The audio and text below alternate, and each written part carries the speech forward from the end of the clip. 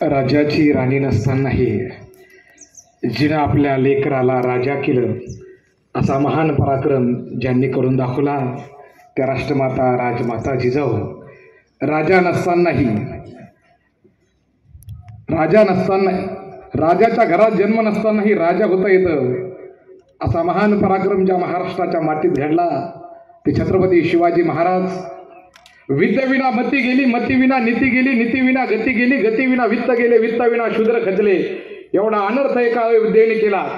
असे शिक्षणाचे जनक महात्मा ज्योतिबा फुले व ज्या ज्या महापुरुषानं तुमच्या आमच्या उद्धारासाठी शेवटच्या श्वासापर्यंत काम केलं, त्या सर्व महापुरुषाच्या विचाराला आणि कार्याला प्रथमतः अभिवादन करतो. सन्माननीय विचारपीठ, या विचारपीठावर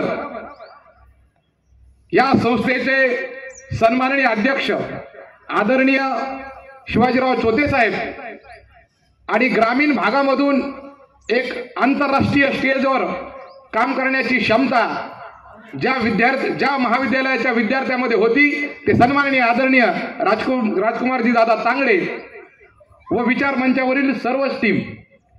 मित्रांनो, सांगायचं झालं तर माणसाला जेव्हा माणसाचा जन्म मिळाल्यानंतर तुम्हाला आम्हाला प्रश्न पडतो, यश म्हणजे काय आणि अपयश म्हणजे काय. यशाचा पाठलाग करत असताना पहिले आपल्याला अपयशाची जाणीव झाली पाहिजे आणि अपयशानंतर एक मोठं यश निर्माण होत असतं. या आमच्या अंबड घनसावंगी परिसरामध्ये वंचित, दलित, पीडित, शोषित झालेल्या शेतकऱ्याच्या मुलाला शिक्षण माहीत नव्हतं. प्राथमिक शिक्षण शिकत असताना आमच्यावर जी नैसर्गिक जडणघडण आमच्यावरती झाली, कारण आमच्यावर लक्ष देण्यासाठी आमचे आईबाप त्या काळामध्ये सक्षम नव्हते, कारण त्यांना त्यांच्या पोटाचा प्रश्न भेडसावत होता. आणि अशा टायमाला आमच्या अंबड घनसावंगी परिसरातील विद्यार्थ्यांमध्ये प्रश्न पडत होता की आपला भविष्यकाळ कसा असेल, कारण विज्ञानामध्ये प्रश्न पडल्याशिवाय उत्तराचा शोध लागला नाही. तर आमच्या अंबड घनसावंगीच्या तालुक्यातील विद्यार्थ्यांना प्रश्न पडला होता की यश म्हणजे काय साहेब. आणि शिक्षणाचं गमक या आमच्या अवतीभोवती प्रस्थापितांचा वर्ग खेळत होता. प्रस्थापितांची मुले होते साहेब, कुठं संभाजीनगरला ऍडमिशन करायची, कुठं पुण्यामध्ये ऍडमिशन करायची, पण आमच्या शेतामध्ये राबणाऱ्या विद्यार्थ्याला प्रश्न पडत होता की आमचे देखील स्वप्न आहे की आम्हाला तरी एक दिवस यशस्वी व्हायचं आहे, पण आम्हाला ते माध्यम कोणतं असेल. या ठिकाणी बरेचसे विद्यार्थ्यांनी सांगितलं आम्ही या ठिकाणी ऍडमिशन घेतलं आणि संत रामदास महाविद्यालयामध्ये गरीब शेतकऱ्याची मजबूर झालेल्या मुलांनी ऍडमिशन घेतलं, कारण म्हणून म्हणतात की मजबुरी का नाम महात्मा गांधी. पण तुम्हाला आम्हाला नेहमी एक प्रश्न पडला पाहिजे, प्रश्नाचं उत्तर मी या ठिकाणी देणार की प्रत्येकाचे स्वप्न होते, पण हे स्वप्न पूर्ण करण्यासाठी, दिशा देण्यासाठी, जसे आपल्याला यशस्वी होण्यासाठी प्रश्न पडत होते, तसं या घनसावंगी परिसरामध्ये 1997ला जसे तुमच्या आमच्या मनामध्ये प्रश्न पडत होते यशस्वी कसं व्हायचं, तसं चोते साहेबाला त्या काळामध्ये प्रश्न पडला की महात्मा ज्योतिबा फुलेंनी हंटर कमिशन 1882ला हंटर कमिशनापुढे प्रस्ताव ठेवला की प्राथमिक शिक्षण सक्तीचं आणि मूलभूत, प्राथमिक शिक्षण मोफत आणि मूलभूत झालं पाहिजे, सक्तीचं असलं पाहिजे. कारण शिक्षणाचं महत्त्व महात्मा ज्योतिबा फुल्यांना कळलं आणि महात्मा फुल्यांचा विचार आपल्या अंबड घनसावंगी परिसरामध्ये आदरणीय चोते साहेबाला लक्षात आला. महात्मा फुल्यांच्या विचाराचे खरे वारसदार कोण असेल तर आदरणीय चोते साहेब आहेत. टाळ्या वाजा त्याचा जोरदार मनातून वाजल्या पाहिजे, कारण स्तुती करायची तर मनातून केली पाहिजे आणि खोटं बोलायचं तर मनातून बोललं पाहिजे. कारण जसं लेक माहेरात गेल्याच्या नंतर तिला मान पान अपमान सन्मानाची गरज नसते, तसं आज आम्ही या ठिकाणी माहेरात बसलेलो आहे. आम्हाला कशाची गरज नाही, आम्हाला फक्त आमच्या शिक्षकाच्या हाताची गरज आहे आणि तो हात आमच्या पाठीवर पडला, नुसतं लढ म्हणा. या वाक्यानं सगळे महाविद्यालयातील यशस्वी विद्यार्थी वाटचाल करीत आहेत. एवढी ताकद या महाविद्यालयाच्या मातीमध्ये. तुम्हाला आम्हाला आमची ताकद कळली नाही, पण आम्हाला आपली ताकद कळण्यासाठी कोणाची तरी दिशा लागते. आदरणीय चोते साहेबांनी हे महाविद्यालय उभा केलं, पण हे महाविद्यालय उभा करत असताना इथला प्रत्येक माणूस जसं छत्रपती शिवाजी महाराजांसाठी हिरोजी इंदोलकरांनी रायगड उभा केला, तटबुरुज उभा केला, 400 वर्षानंतर तो रायगड जसा आहे तसा उभा आहे. पण साहेबांनी या महाविद्यालयामध्ये चांगले दर्जेदार हिरोजी इंदोलकर नावाचे प्राध्यापक उभा केले, म्हणून ही यशस्वी पिढी तुमच्या आमच्या पुढे ताट मारणी उभा आहे. याचाही आम्हाला अभिमान वाटला पाहिजे, याची आम्हाला जाण असली पाहिजे. कारण इथला प्रत्येक प्राध्यापक हा हिरोजी इंदोलकर सारखा उभा आहे. म्हणून या ठिकाणी हजारो लाखो मावळी तयार झाली. स्वराज्य निर्माण करण्याची ताकद छत्रपती शिवाजी महाराज मध्ये होती आणि आमच्या अंबड घनसावंगी परिसरामध्ये शेतकऱ्याच्या मुलानं निर्माण यशस्वी होण्याची ताकद आमच्या परिसरामध्ये होती. मित्रांनो, चोते साहेबांनी जो विचाराचा वारसा पेरलाय, कारण विचाराचं नातं तुम्हाला आम्हाला तारू शकतं.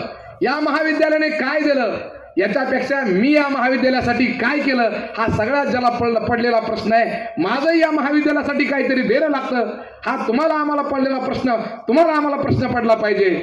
म्हणून आपण यशस्वी जीवनामध्ये वाटचाल करत असताना माझ्या बहिणींनो, नोकरी लागेल नाही लागेल, पण या महाविद्यालयामध्ये शिकत असताना फक्त माझ्या शेतकऱ्याची मान खाली होणार नाही. एवढं जरी सुंदर आपण काम चांगलं केलं तर आपण या ठिकाणी यशस्वी आहे. की माझ्या आई वडिलांना अभिमान आहे की माझी मुलगी SR कॉलेजमध्ये शिकते. चोते साहेबांच्या निवेदनाखाली, तिथल्या प्राध्यापकांच्या निवेदनाखाली माझी मुलगी शिकते. तुम्ही उद्या नोकरीला लागाल नाही लागाल, पण या महाविद्यालयाचा विद्यार्थी एक चांगला नागरिक बनून या महाराष्ट्राच्या, या देशाच्या समस्या सोडवण्यासाठी तत्पर असला पाहिजे. एवढी महाविद्यालयाच्या मातीमध्ये क्षमता आहे मित्रांनो. पण क्षमता तुम्हाला आम्हाला जाणून घ्यायची असेल तर इथला प्रत्येक प्राध्यापक हा हिऱ्या मोत्यासारखा आहे.